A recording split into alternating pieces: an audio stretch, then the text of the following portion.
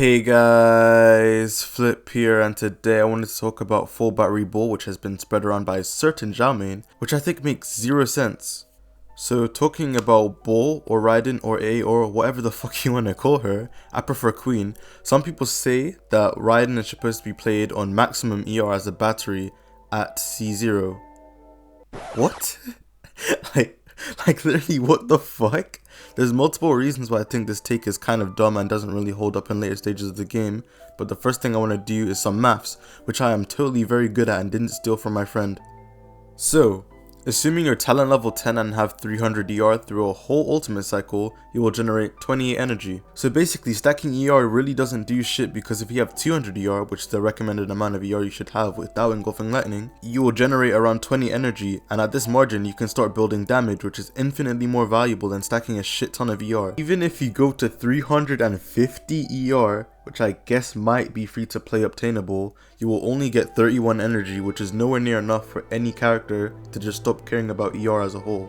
Okay, so now I'm going to try to look at the point from the other side, but I'm still going to poke holes in it afterwards. Let's say I have 300 energy, which is still high but obtainable. That will lower the burst cost of an 80 cost burst down to a 52 cost burst, a 60 cost burst down to a 32 cost burst, and a 40 cost burst.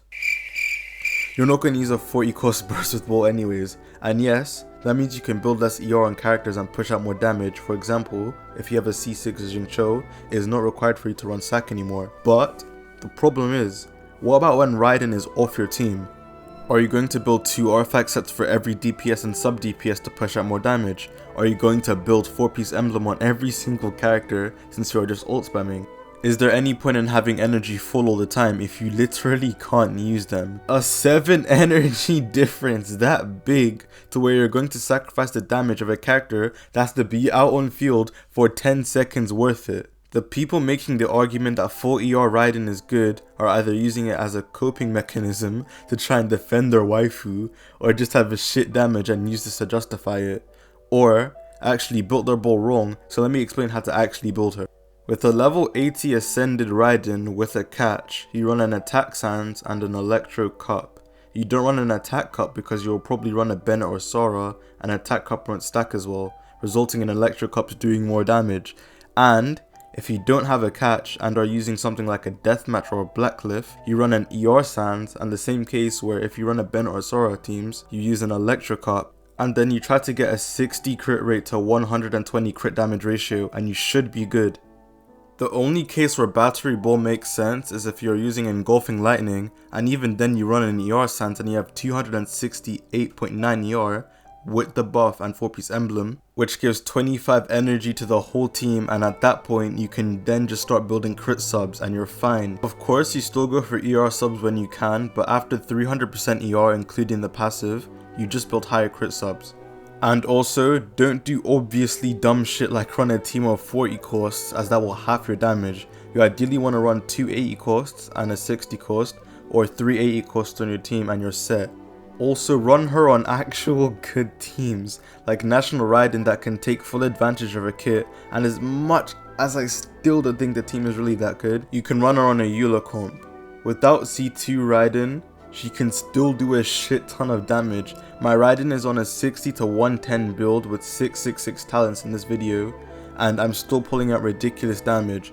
My friends, without engulfing lightning, all have balls that have insane damage and still battery good. If you build your Raiden half decent, you will be able to output crazy damage.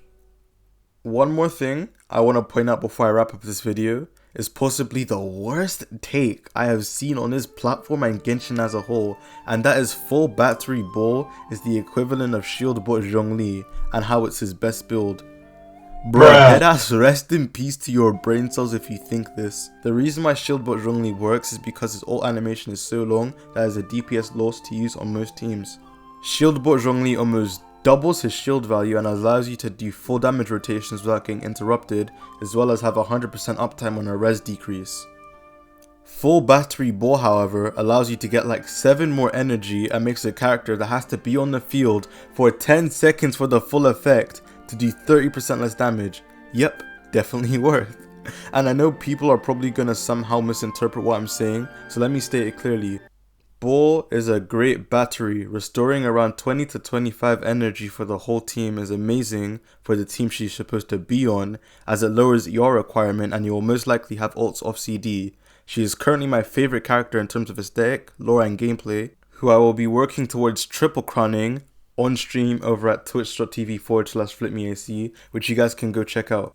However, stacking a ridiculous amount of ER and nuking her damage capabilities for a battery build is dumb, as without engulfing lightning, going way over 200 ER is basically pointless. That is all I have to say. And on that note, thank you guys so much for watching. If you enjoyed the video, make sure to like, subscribe and comment how you have built your queen, as I respond to almost every comment and I would like to hear your thoughts. Once again, thank you guys so much for watching the video, and I'll see you guys on the flip side. Peace.